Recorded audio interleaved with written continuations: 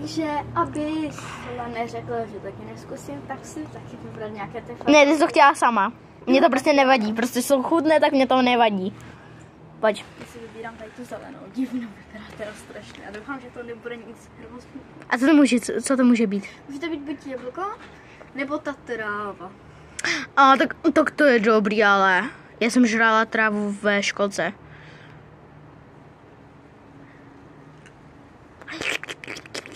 Ňam.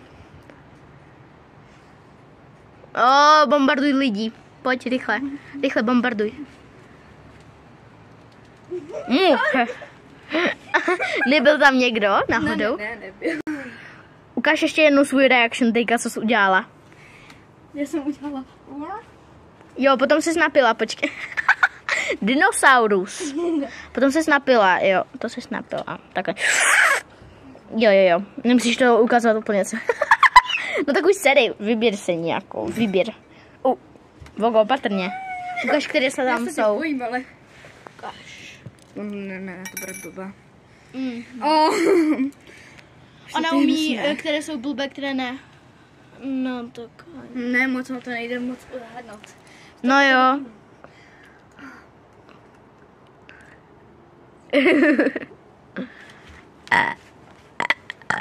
Co to bylo?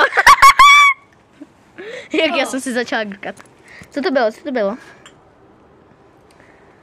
Asi Mia bombardovala lidi silněji než dříve. A teďka je strašně špatně.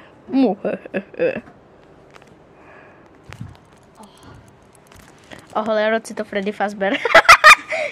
Lidi, víte co? To byla ta žížela. Ty to už nakážeš.